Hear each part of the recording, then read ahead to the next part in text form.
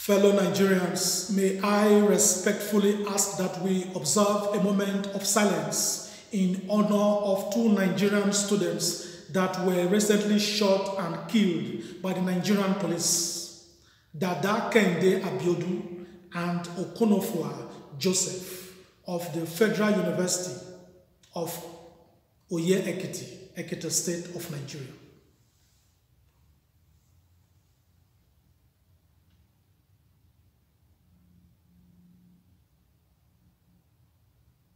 May their souls rest in perfect peace, knowing fully well that there is another fellowship in heaven. Fellow Nigerians, if you look at the annual budgets of states and the federal government, there is nowhere you will find an item budgeted for first ladies. Today, we have complete offices for first ladies with their staff, huge financial benefits, convoy, and elaborate police escorts. This is arrant nonsense. You will not see this senseless waste in any normal country. If you are looking for a country that senselessly wastes money for unprofitable ventures, go to Nigeria. Go to Nigeria. That is why there is little or no development, year in, year out. When we vote for president and governors, do we also vote for first ladies? Is it in our constitution?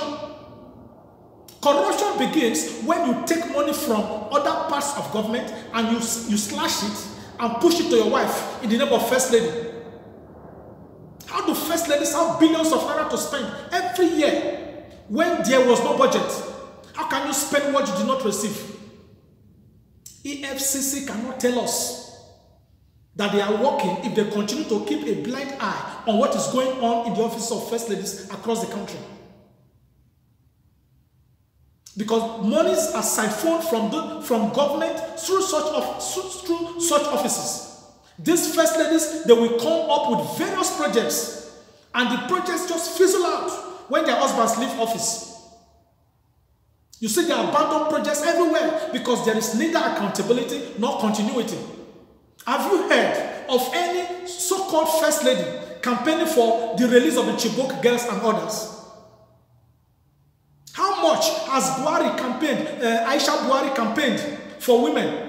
In a cabinet of 43 ministers in Nigeria, just 7 are women. Which first lady has picked and adopted our children from the street? When retired General Muhammadu Buhari was coming into office in 2015, he lied to us that there will be no office of the first lady in his government. That was the same way he lied that he will never travel abroad for medical care.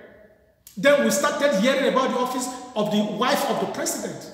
Just few weeks into the controversial second term of Buhari, his wife said that she has decided to be officially addressed as the first lady. She reversed the decision of her husband to be referred to as wife of the president because the title of the first lady is more elegant. We never had offices of the first ladies before it was flamboyantly introduced by Mariam Babangida in 1987, when a military dictator husband was in office. First ladies introduced all sorts of pet projects which are never accounted for, and we have Ministry for Women's Affairs. They spend as they like. There are allegations that their husbands slash part of the security votes. Goodluck Jonathan introduced the Women for Change initiative. Billions of naira were seized from Patience Jonathan as she corruptly enriched herself as first lady.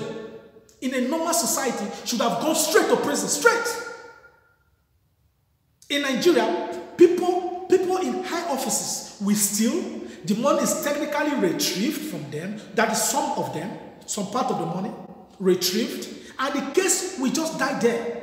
But an average Nigerian will steal a mobile phone or motorbike, and it will be sent to prison. Other Nigerians will even put tires around his neck and burn them to death. But when Nigerians see those people that are really looting the country dry, they will prostrate. I remain loyal. I remain loyal. But you put tires and burn people that steal mobile phones. That is is the country we're living in? Where is justice? Now, Aisha Buhari has introduced her pet project known as Future Assured. Let us see what will happen when we add next level with Future Assured. Though we cannot totally condemn the positive but temporary impact of their many pet projects, including that of the wives of state governors. The question is, where is the money coming from? Where is it coming from? Monies that are unaccountable, which budgets are being slashed and transferred to the bank accounts of first ladies. There are many, many ways through which Nigeria throws away money into the pockets of private individuals in the name of project implementations. At the end of the day, majority of us suffer for it. Just as the offices of the first ladies are illegal, so is the monthly security votes paid to state governors. They are unconstitutional. How can a government that is purportedly fighting corruption be indulging in unconstitutional spendings? With billions that governments receive monthly as security votes, which state in Nigeria is secure today? In the Federal Capital Territory, which is the seat of power, 34 persons have been kidnapped between January and September 2019. You will now see trained police officers carrying the handbag and holding umbrellas for governors' wives. Nonsense. So governors' wives no longer have hands to carry their handbags. Even the Queen of England holds her umbrella and handbag by herself. Everything happening in Nigeria is directly opposite to what is happening in normal societies. I cannot remember hearing anything spectacular about the wife of the president of the country where I currently live, whether in the media or anywhere. It is rare. The first ladies equally move with very intimidating police escorts and sirens. Police officers attached to the First Lady of Ekiti State, Bisi Fayemi, recently shot and killed 2 students of the Federal University, Oye Ekiti, Dada Kainde Abiodun and Okonofo Joseph. Many others were injured simply because the students were protesting and they blocked the road where she was driving past.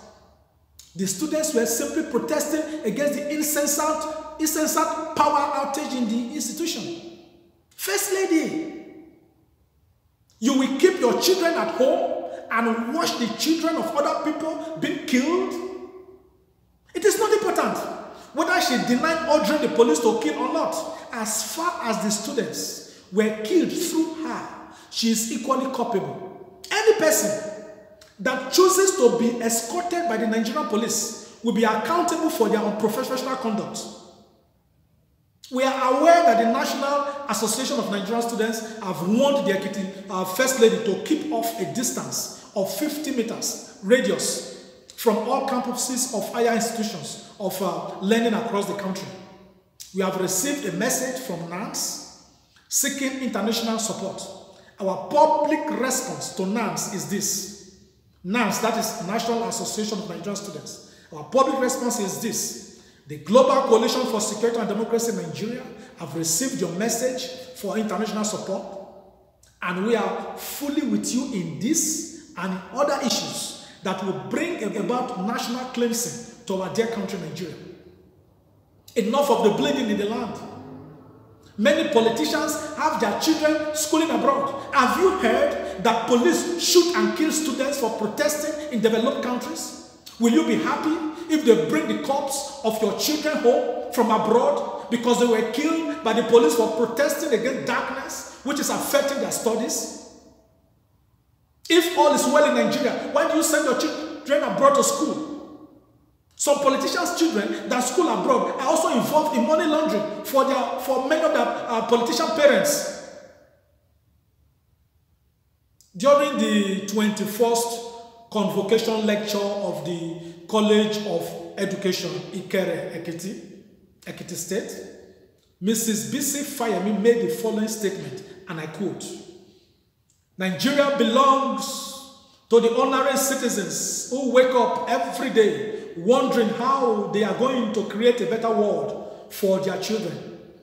We need a revolution, that focuses on changing mindsets, attitudes, and behaviors, a shift in our cultures of hopelessness and despondence to one of hope and achievement. End of quote. Thank you. But does the action of your murderous police officers show the words that you have just preached? Changing mindsets, attitudes, and behavior?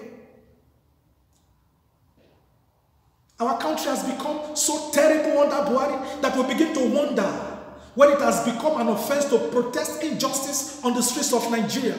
People want to protest, the police will barricade the streets and they will fill everywhere, and they will tell you that they came to protect the protest. Who invited you, Mr. Policeman? Who invited you to protect the protest? We can no longer hold meetings in Nigeria. Why should students use candlelight to study at the university when the Minister and Commissioner for Education are using uninterrupted electricity supply? There must have been an order from Buhari to the Inspector General of Police that protesters should be shot at sight in Nigeria. Now, the state commissioners of police are simply following orders from the top. Maybe very soon, student bodies will be proscribed as terrorist groups. Shiite Muslims were killed for protesting. IPOB members were killed for protesting.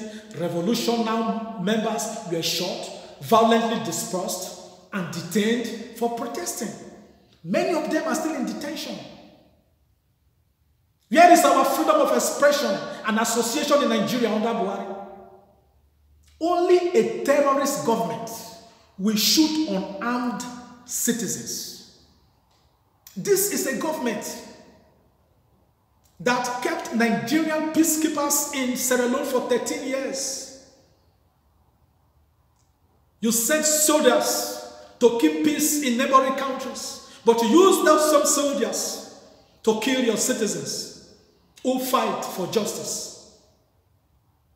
When Amnesty International releases their report about the truth we are all seeing today, the government will deny, castigate, and hire a lazy youths to protest against Amnesty International. If Nigerians, civil society organizations, traditional rulers, religious leaders, student bodies, and the general public keep quiet to this current madness of police killing unarmed protesters, the end will consume all of us, excluding me. Excluding me. You and your children could be the next victims of the continuing police brutality, direct or through stray bullets. Before you say, God forbid, stand up and act now before it is too late. This next level murderous attack against unarmed protesting citizens of the Federal Republic of Nigeria must not be accepted. It must not be accepted. This is not a military regime. They kill us in South Africa and other places, and we are being killed at home by the same human species that are supposed to protect us. No! No! No! Oh! Look at Nigeria, the former hope of the black race. See where we have found ourselves. It's a shame.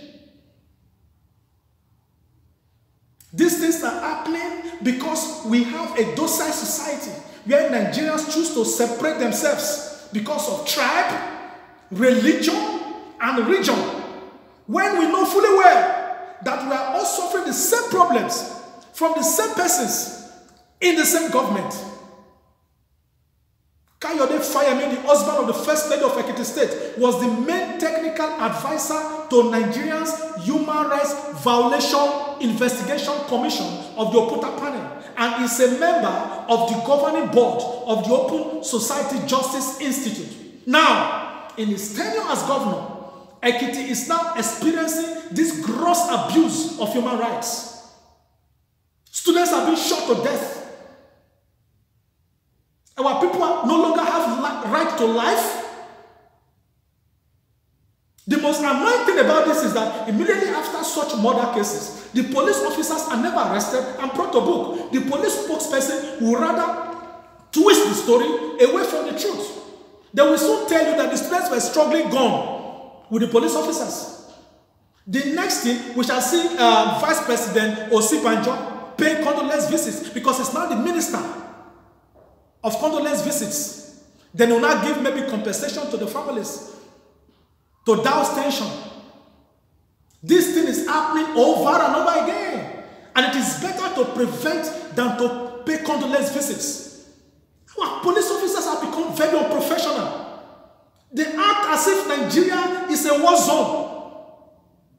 For me, I cannot believe that the wife of the Ekiti State governor gave the order for them to shoot. When I look at her antecedents, she could not have done that. But as long as the police are with you, you are culpable. The tension caused daily in Nigeria by the Nigerian police is worse than the tension caused by poverty and herdsmen killing. Even worse than what Boko Haram is doing. At the very worst, protest control involves the use of tear gas, rubber bullets, water canisters, and other non-lethal techniques. That is how you stop protests. If you must. Must you kill unarmed citizens? I really hope that one day I will meet one of you abroad. When you come here for training or for seminars or conferences, and I will take on you publicly, verbally, I will debate with you. Because you cannot be pretending at home, behave stupidly at home, and you come here to pretend as if you are good people. No, we will not allow you to do that. We will not allow you to do that.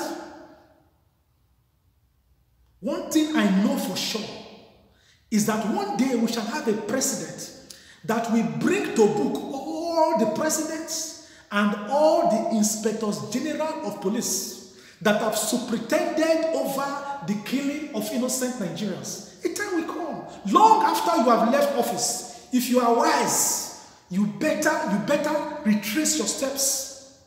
A word is enough for the wise.